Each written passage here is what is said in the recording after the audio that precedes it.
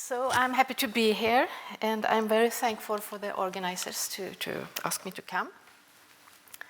And I congratulate to the very good outcome, and as you said, you will follow in our steps, I think. Absolutely. This is my disclosure.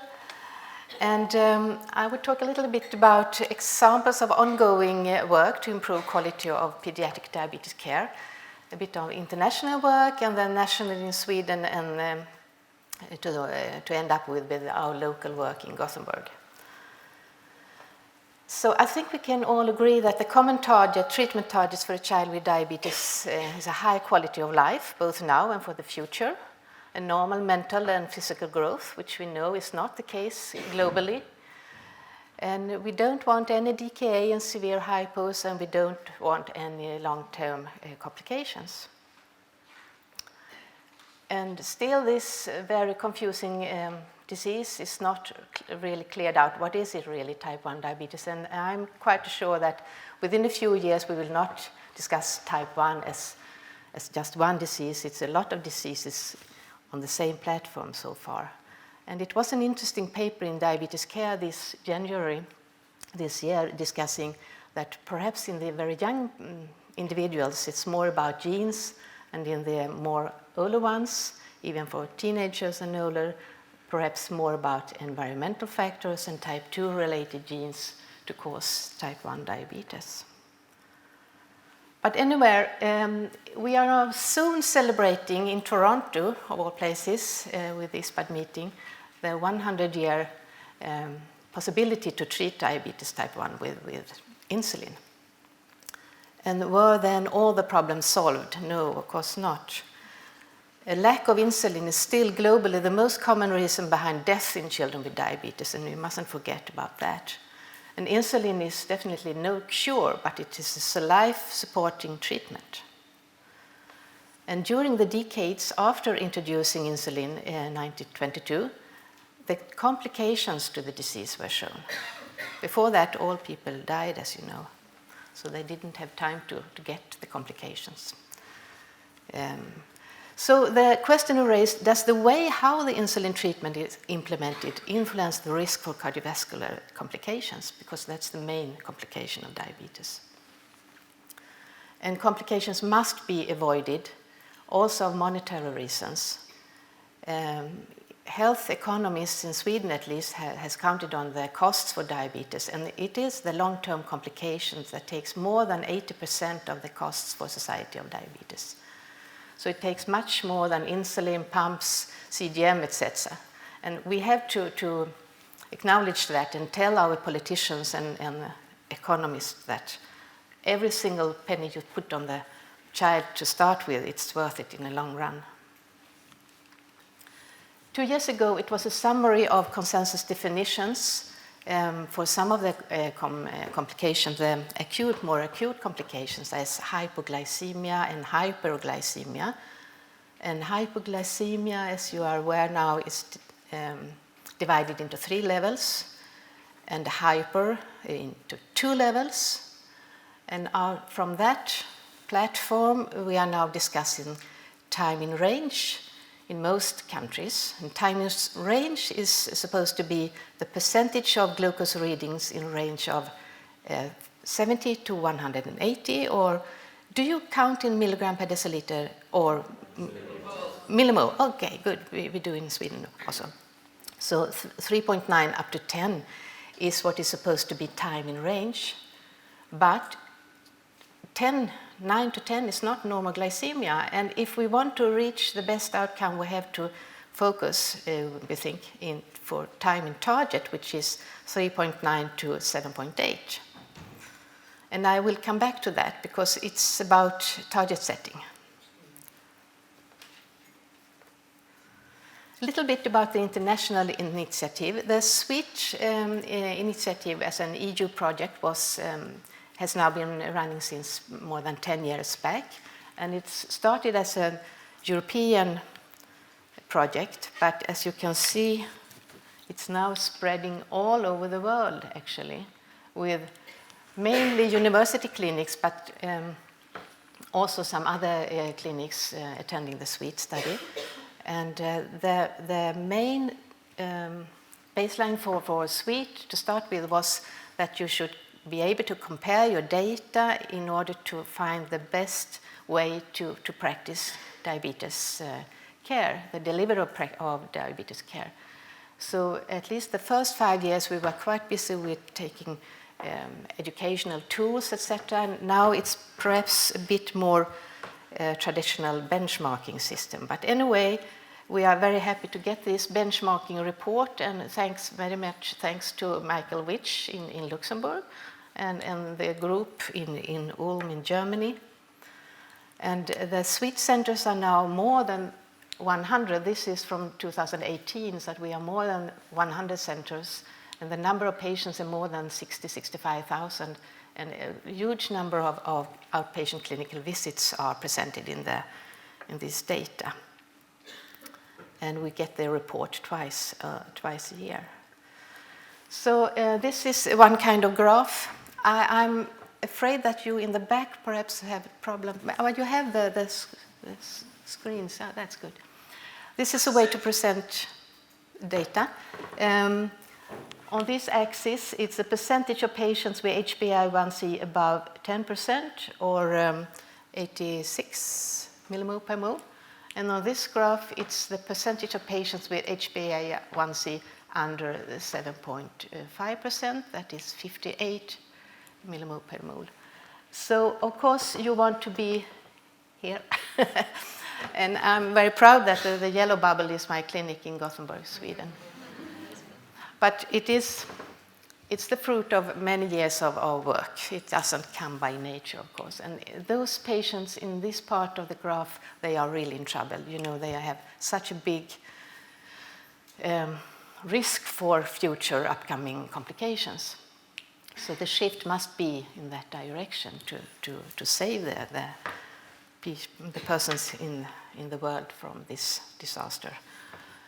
And SWEET also present lots of graphs like this, standard median of patients, medians, etc., etc. And this is 2018, and you can see in these figures that the widespread results, and we are happy to be there.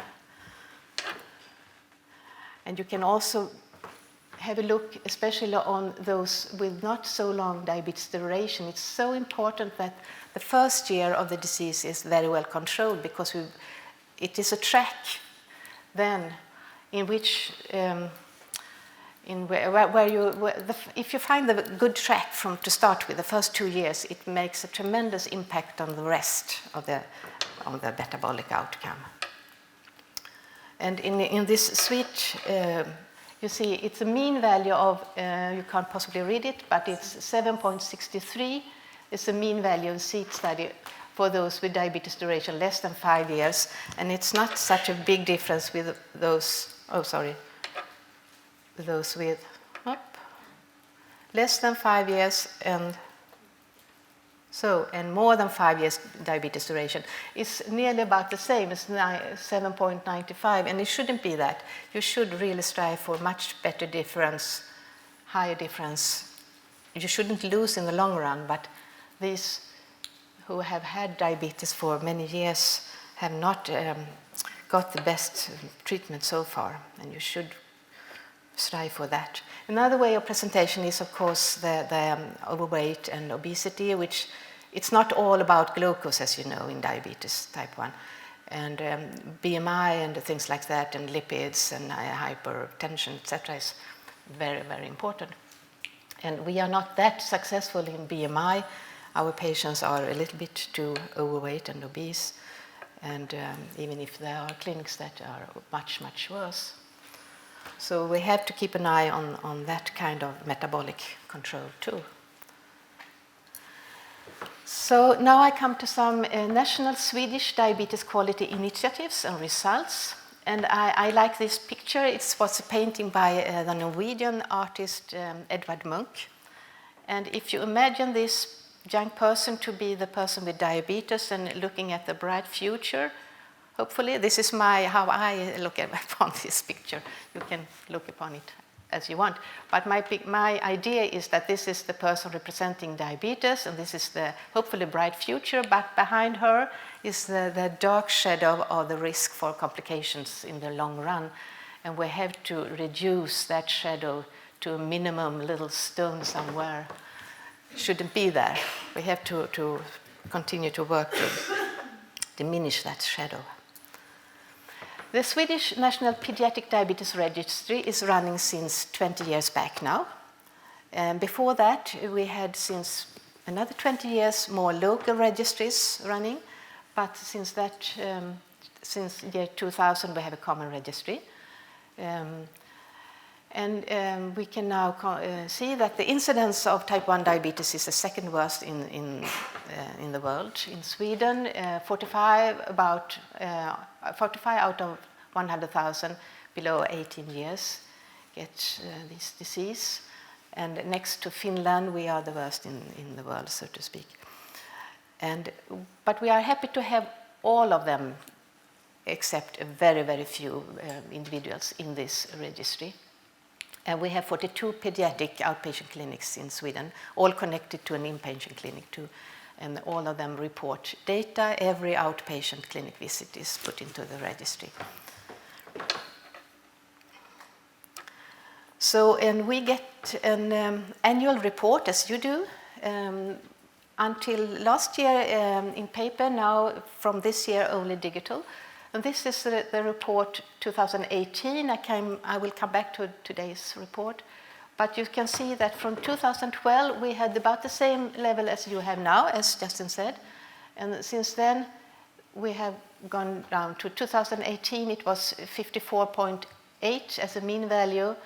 And the boys have always been a bit better than the girls, but it's the same trend going down.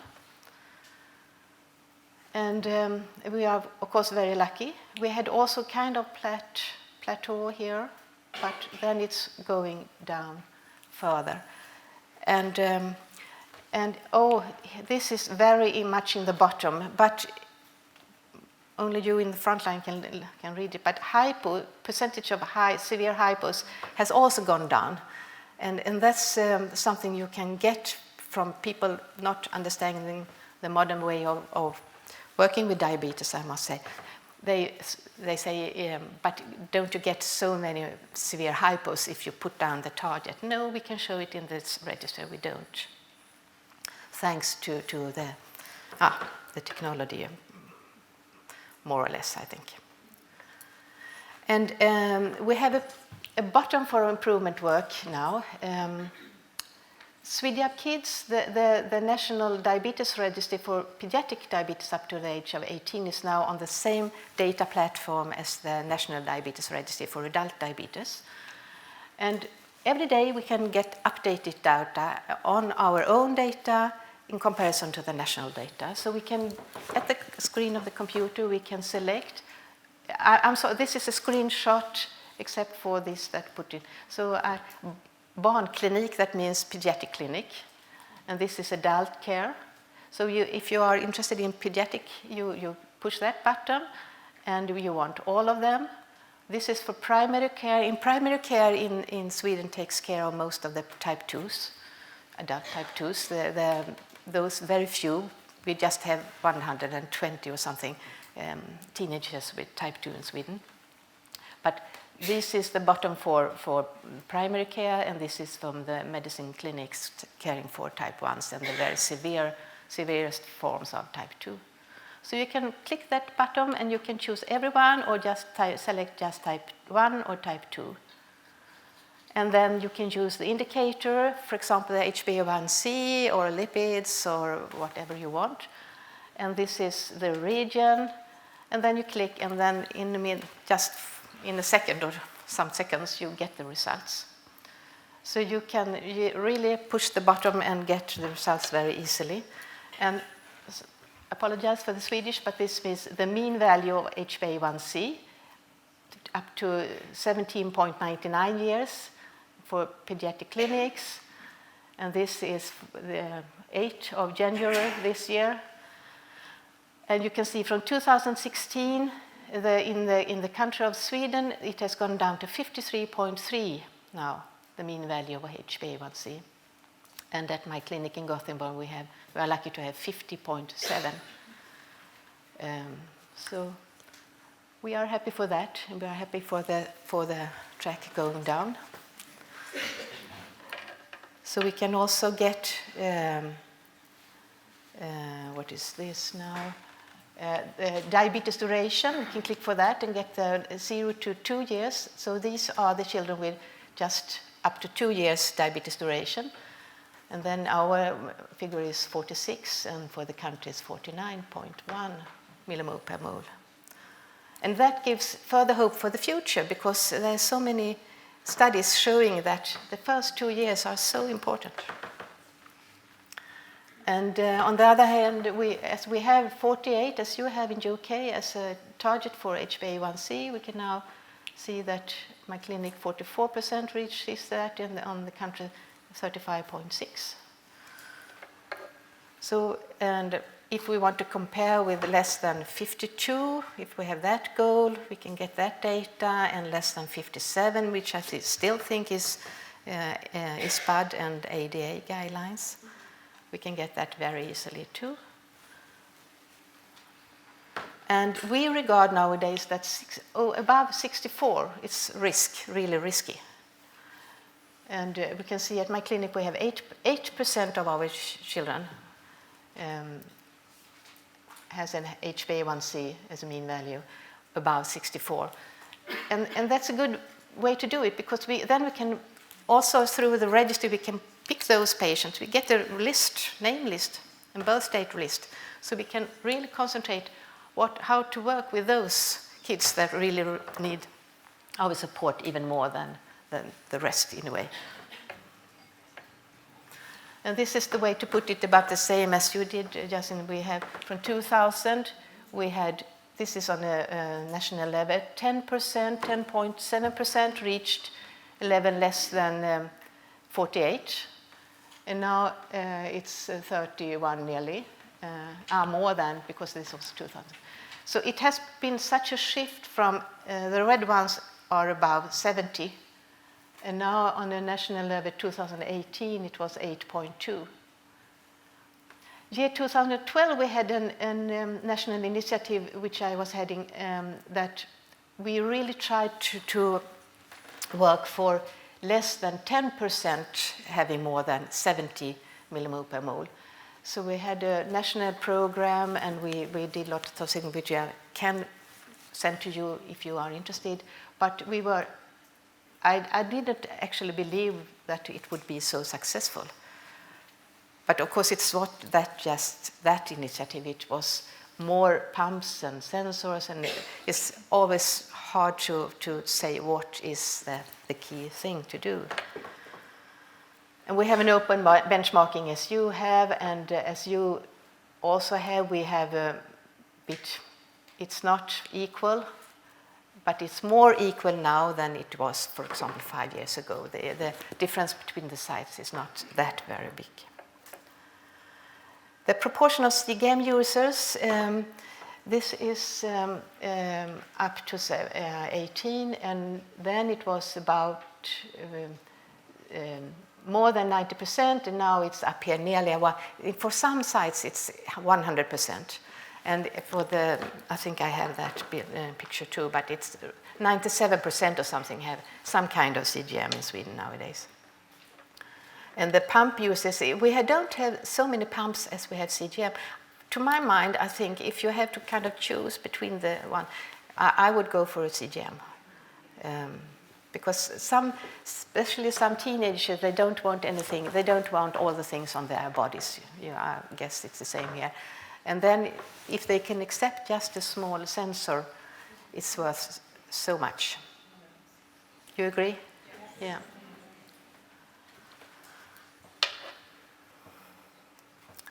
So on the national level, 2012, it was published, so it was just before that, it was a study of Swedish pediatric diabetes clinics through this Swedish kids. And it was Lena Hamberger, which you met in Linköping the other year. And she selected 5 centers in Sweden then. Those 5 with the lowest, those with the highest, and those with the largest decrease in HbA1c. And the study was to ask the team members of those different teams to fill out questionnaires regarding structure, process, and policy in their working. And the process data could, for example, be the insulin dose, the mean insulin dose of their patients, the compliance to guidelines on HbA1c levels above target value, which then was 58, 2012, and before that.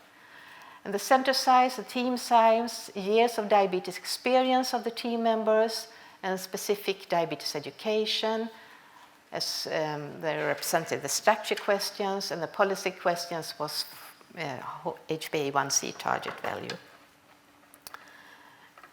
And she could conclude in her thesis that effective teamwork with lower HbA1c values were characterized by high compliance with guidelines, not so surprising, clear message from all the team members of a lower HbA1c goal, well-functioning teams, not so surprising either, but it's not easy to fulfill, as you know, perhaps. And what was really surprising and a bit embarrassing for us who have worked for decades with this, the shorter the professional working time was, the better was the outcome on a statistical point of view. Yes? So we can retire with confidence. Yeah.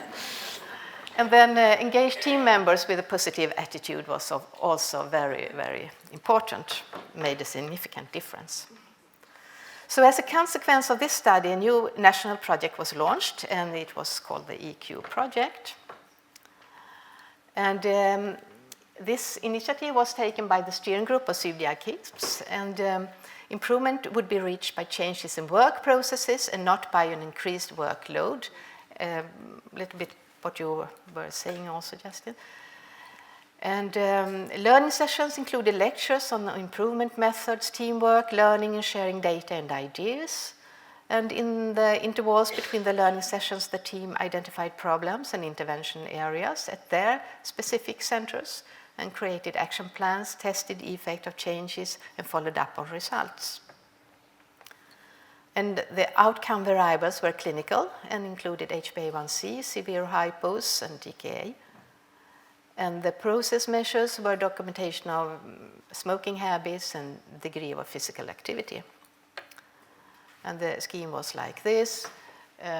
Coaches were selected from each team, and the learning sessions where all of the team members met in Linköping at the city of Sweden.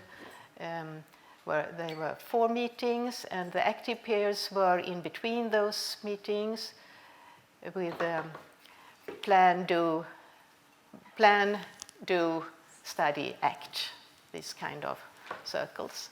And there was follow-up meetings at the end of the time, which was 18 months.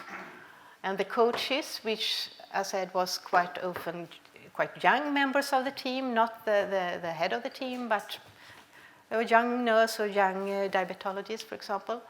They met more often with lunch meeting and phone meetings. And the tools we used was problem inventory, purpose patients, people process patterns, clinical value compass, flow charts, activity plans, and this PDSA wheel. And at each course, it was 12 to 14 teams from all over the country. So in a few years, all of the pediatric diabetes teams had attended this EQ. And I think it has made a tremendous importance and really made the HbA1c to go down. This quite well-known fishbone diagram was used in the EQ project to discuss the staff and the issues of the staff, and the external collaboration, the care plan, the self-care, patient education, and the patient himself or herself, and all in the idea of decreasing the HbA1c. So this was discussed at the every single center with their own team members. So, and every team selected an issue that was worth working for example, how could we arrange for frequent visits if the HbA1c is too high? How can we arrange for carb counting from the onset? How can we increase, at that time, 2012, the use of CGM and pumps, and increase the proportions of patients with good outcome, and no increase in severe hypos. So my colleague in Stockholm, Eva Uttqvist, she presented this Initiatives for Success at the ISPAD meeting 2015, and team building, same message, distinct and clear goal setting, person and family-centered care, knowledge about new technologies, and follow-up of results as success factors. What about diabetes in school? This is also Edvard Munch with 2 girls, looking a bit anxious, but hopeful perhaps. We have to stress for all school politicians and economists that the opportunity for children to be educated equally should be a prioritized area. And for some children, they may need more support to reach their full potential, including academically.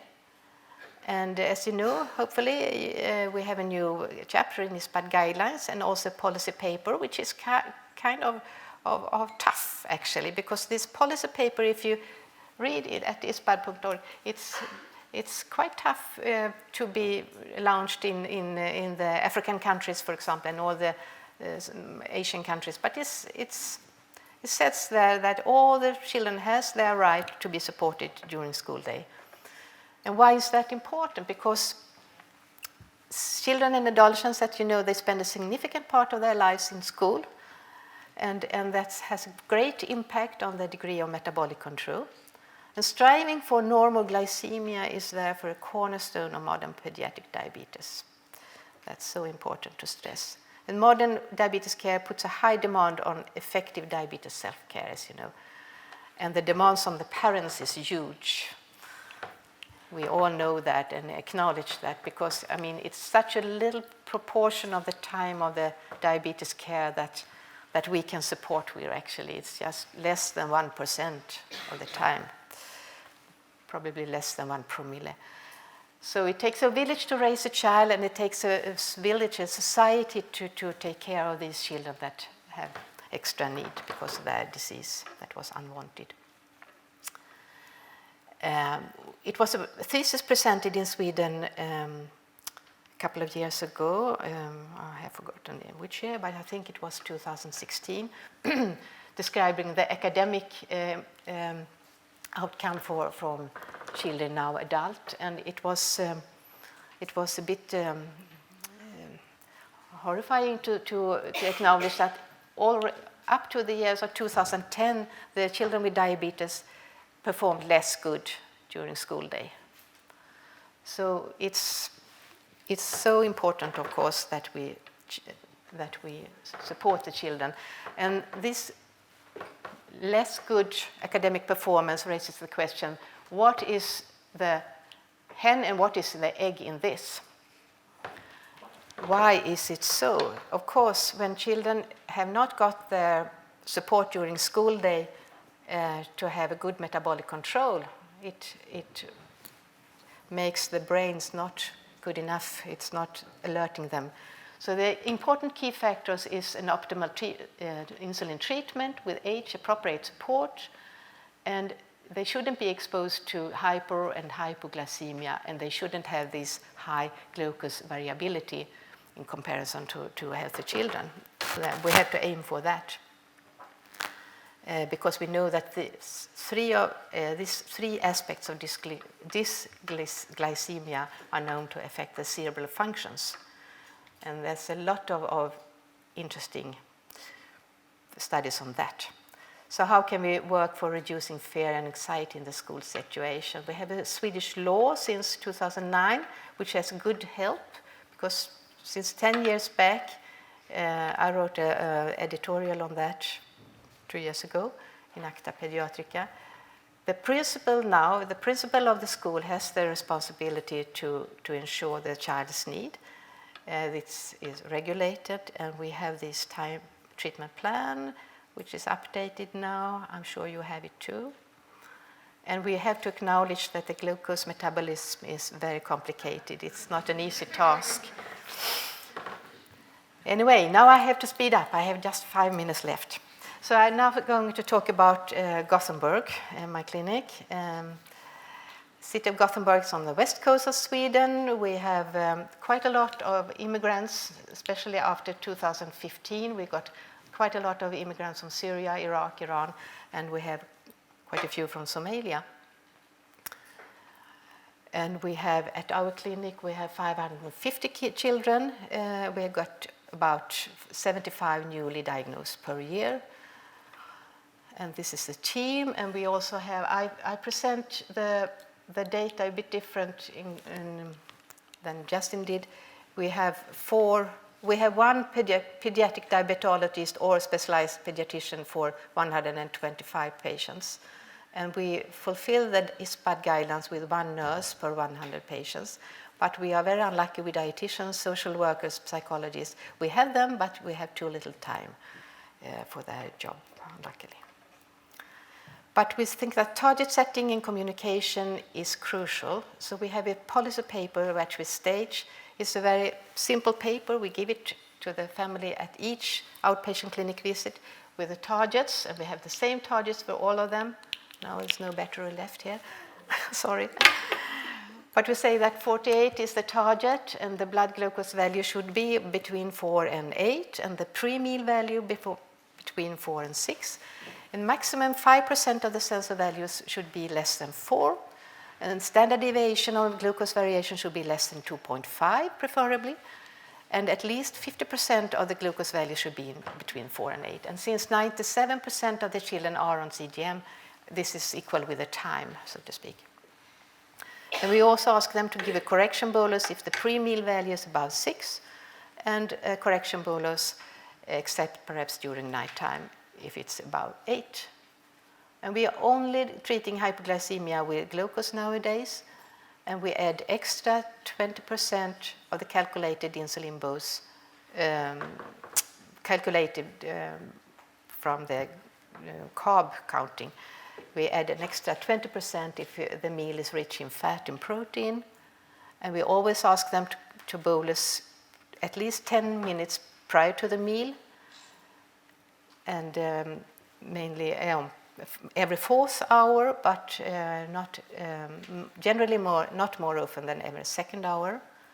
And at every outpatient clinic visits, we reevaluate the carb counting quotation and the insulin sensitivity factor.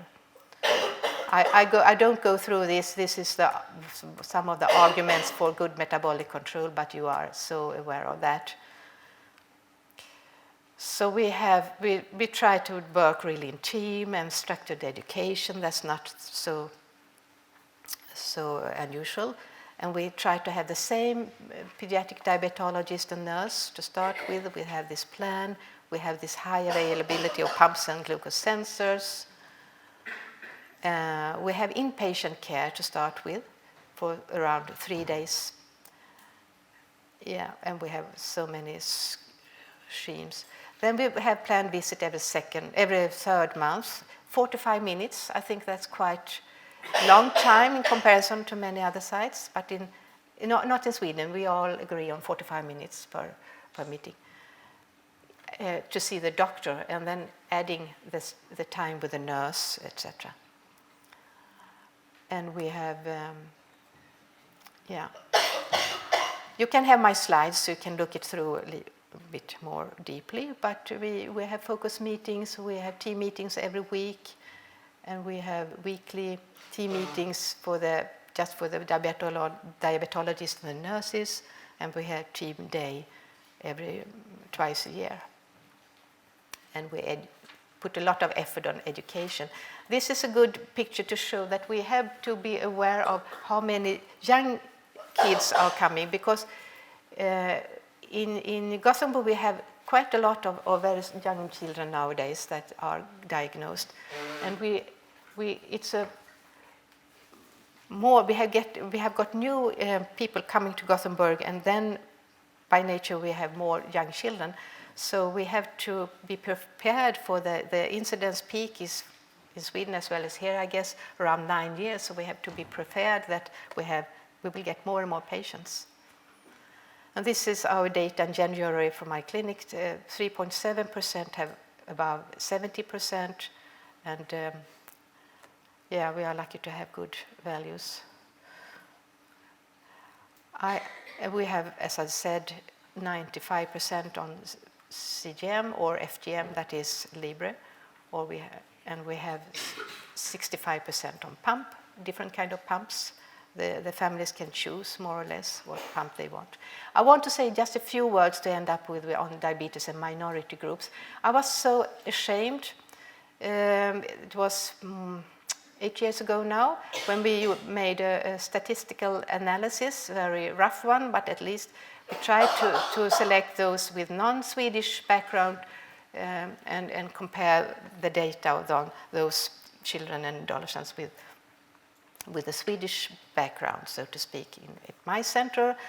And we were astonished to see really that it was a significant difference between those they had a much higher HbA1c with another background. And shame to us really, because we had shown not to be culturally competent to support those children as good as we should. So we had this initiative, Organizing Person-Centered Care in Pediatric Diabetes, Communication, Decision-Making, Ethics and Health. That was a good heading perhaps. And the aim was to develop educational tools and strategies in a broad sense with the ultimate goal to support every individual patient and family in an optimal way based on individual needs and circumstances. And we set up 5 work packages. I contacted the colleagues at other academic disciplinary, the internal medicine, psychology, management, linguistics, ethics, and philosophy and care science. And we had different work packages for some years. And the last one was an intervention, which meant that we set up an outpatient diabetes pediatric clinic in a suburb of Gothenburg where many immigrants are living. And we put quite a lot of effort to that outpatient clinic. And before we did that, we had interviews with young people, with parents, with the team members to try to see what is the matter, why, how could we succeed better. And I can send you, if you like, the papers coming out of this study. But some results was that among some of the adolescents, there was a tendency to look upon the diabetes disease as something that was outside themselves, why they thought they could be released from the responsibility of diabetes self-care by forgetting or neglect. Among others, it was obvious that integration of the diagnosis as a part of the personality and life's conditions to a high extent was followed by a better diabetes self-care and a significant better metabolic control. So that gave a sign to us how we could work with these adolescents, really listen to them and what kind of aspects did they put on the living with diabetes and how could we work with this.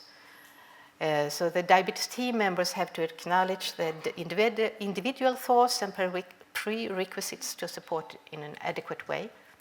And after 2 years, we were happy to see that the immigrant teenagers from this suburb, they had the same good HbA1c level as the Swedish youngsters. So to conclude my talk, a recipe for success could be, that's my suggestion, target setting. That's, I think, so important and perhaps something for you a message for you to still work on, work with time in target perhaps instead of time in range. And all of the other things I think you are still working with so hard. Person and family-centered care, high level of knowledge in the team, dedicated teamwork, structured, repeated education, access to modern, high-quality insulin brand, and updated technology. I must say that, in my mind, technology has made a huge impact on the outcome. Thank you very much.